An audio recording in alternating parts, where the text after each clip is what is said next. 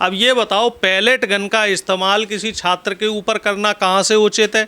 क्या वो इस देश का जिम्मेदार नागरिक नहीं है? क्या सरकार से सिर्फ इसलिए सरकार उसके ऊपर गोली चलवाएगी कि उसने सवाल कर लिया कि धर्मेंद्र प्रधान का इसलिए इस्तीफा लिया जाए क्योंकि धर्मेंद्र प्रधान शिक्षा व्यवस्था को संभालने के लिए उपयुक्त व्यक्ति नहीं है? इस बात को अमित शाह जी अपने ईगो पे ले गए और अमित शाह जी ने पैलेट गन चलवा दी। और इसी बात को लेके जब संसद में सवाल हुआ, संसद में जब इस बात को लेके सवाल किए गए तो अमित शाह वहाँ मौजूद नहीं। अमित शाह ये कह रहे हैं कि साहब हम संसद आते हैं लेकिन कहाँ छिप जाते हैं, सदन में नहीं आते, लोकसभा में नहीं पहुंचते, राज्यसभा में नहीं पहुंचते, सवालों के जवाब नहीं देते। और अब आप बात कह रहे हो कि उन्होंने गन नहीं चलवाई, तो तमाम वीडियो मौजूद हैं, तमाम साक्ष्य मौजूद हैं और 1 महीने से ज़्यादा का समय हो गया था। मैं भी कल वहाँ था और क्या सबूत है राहुल गांधी के पास? कल जो है पार्लियामेंट थाने पहुंचे और राहुल जी ने स्पष्ट कहा कि जब तक एफआईआर नहीं लिखी जाएगी,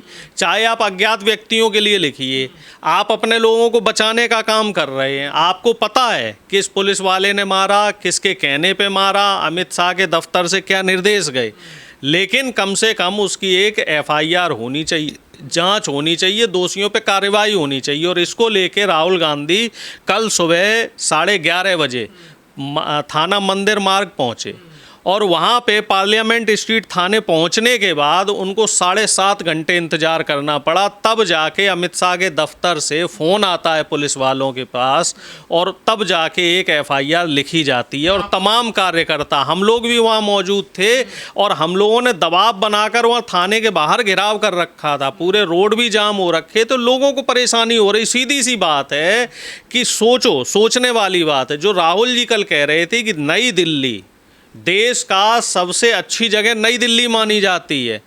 नई दिल्ली के सबसे प्रतिष्ठित थाने में नेता प्रतिपक्ष को आकर एक एफआईआर लिखवाने के लिए 7.5 घंटे अगर जद्दोजहद करनी पड़ रही है, तो सोचिए किसी ग्रामीण इलाके में कोई आम व्यक्ति के खिलाफ एफआईआर लिखवाना क्या उसके लिए आसान बात होगी? क्या वो टेढ़ी खीर नहीं होगी? राहुल गांधी भड़का रहे हैं ना बच्चों को। राहुल गांधी क्यों भड़का रहे हैं? और ये क्या कर रहे हैं? थाने में जाकर रोडों पर बैठना, सड़कों न्याय के लिए बात करना भड़काना है, अन्याय के खिलाफ आवाज़ उठाना भड़काना है, गरीब शोषित वंचित और जो पीड़ित व्यक्ति है उसका साथ देना भड़काना है। तो प्रधानमंत्री मोदी क्या कर रहे हैं? पहले से कहाँ थे राहुल गांधी? मोदी क्यों नहीं करे? बराबर कर रहे हैं। राहुल गांधी शुरू से लगे हुए हैं। जब किसी पीड़ित व्यक्ति के साथ सरकार ने अनदेखी करी है तो राहुल गांधी हमेशा उनके साथ रहे हैं। आप इतिहास उठा के देख लो, ऐसे तमाम मामले हैं। तो राहुल गांधी जी को कहां से सबूत? तो फिर बाद में एफआईआर क्यों लिखी? जब पैलेट गन नहीं चला रहे थे तो नहीं लिखते एफआईआर, बैठे रहने देते राहुल गांधी को, बैठे रहने देते सैकड़ों की संख्या, हजारों की संख्या में बाहर कांग्रेस कार्यकर्ताओं को, आम जनता के जो लोग बैठे थे, युवा बैठे थे, उनको बैठे रहने होने देते ना। जब आप गलत नहीं हो तो आपको फिर बाद में मजबूरन एफआईआर क्यों लिखनी पड़ी? क्योंकि आप गलत हो, सरकार ने गलत किया था और उस बात के पर्याप्त सबूत है। और पैलेट गन नहीं चली तो उस विद्यार्थी के पैलेट गन लगी कैसे? उसमें छर्रे, एक बात बताओ, उसमें उसके शरीर में छर्रे हैं, उसकी आंखों में छर्रे हैं, तो वो कहाँ से आए? उसने क्या खुद मार लिए? कोई व्यक्ति खुद अपने बंदूक मारेगा? निश्चित तौर पे ये जो मनवादी सरकार है, ये जो सामंतवादी सरकार है, ये जो पूंजीवाद को बढ़ावा देने वाली सरकार है, इसको बड़े बड़े उद्योगपति और पूंजीपति तो बड़े अच्छे लगते हैं।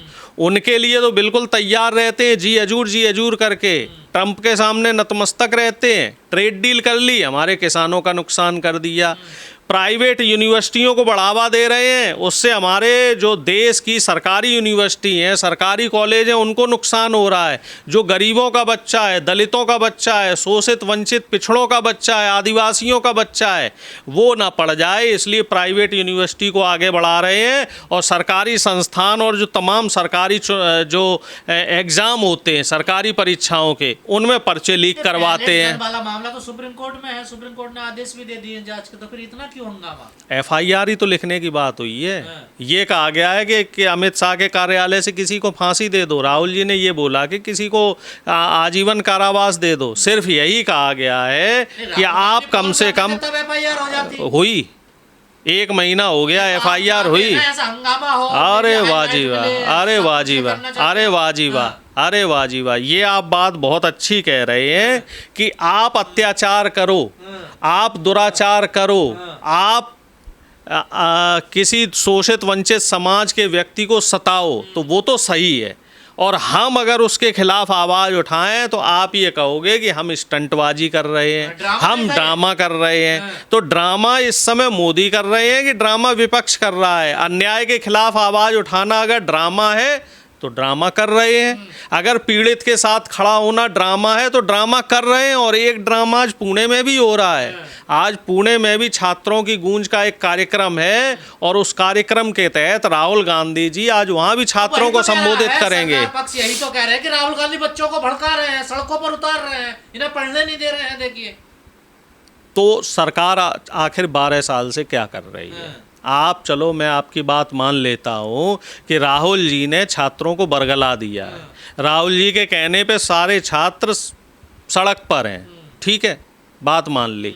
लेकिन सरकार के लोग आखिर क्या कर रहे हैं? जब आपके पास पूरी व्यवस्थाएं हैं, आपके पास शैक्षिक संस्थान है, आपके पास सभी सरकारी संस्थान हैं और उनमें पद भी खाली हैं और सरकारी संस्थानों में भी सीटें खाली हैं, तो वहाँ पे नौकरियाँ क्यों नहीं दे रहे हैं? वहाँ पे एडमिशन्स क्यों नहीं दे रहे हैं? आखिर छात्रों को आप किस चीज़ का इंतज़ार कर रहे हैं कि राहुल गांधी जी जब कोई आंदोलन करेंगे तभी आप नौकरी देंगे छात्रों को?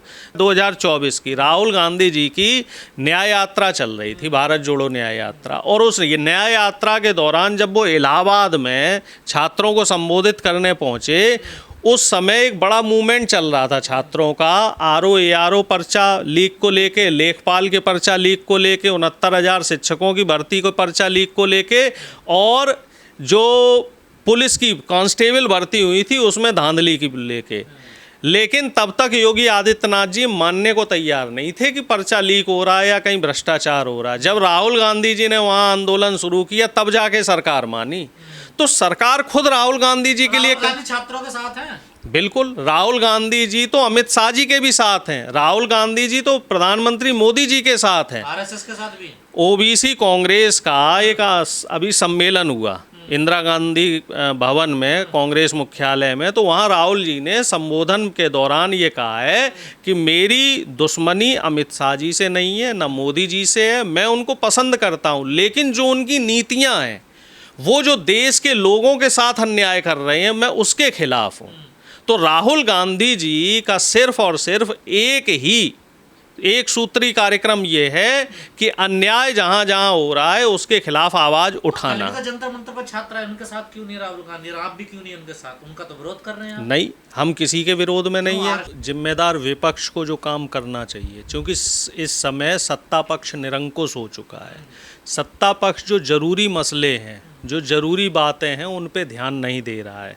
प्रधानमंत्री सहित तमाम सरकार के जो मंत्री हैं, उनकी जिम्मेदारी है शिक्षा के प्रति, रोजगार के प्रति और तमाम मूलभूत सुविधाओं के प्रति। लेकिन प्रधानमंत्री जो तमाम परीक्षाओं के पर्चे लीक हो रहे हैं, शिक्षा में जो तमाम अनियमितताएं हैं, इसके साथ रोजगार में जो समस्याएं चल रही हैं, उन पे ध्यान ना देते हुए अडानी अंबानी की भलाई में और उनके लिए तमाम तरीके के प्रायोजन कर रहे हैं। तो उस वजह से जो अनियमितताएं आई हैं और जो छात्रों को समस्याएं आ रही हैं, उसको लेके छात्रों ने प्रोटेस्ट किया।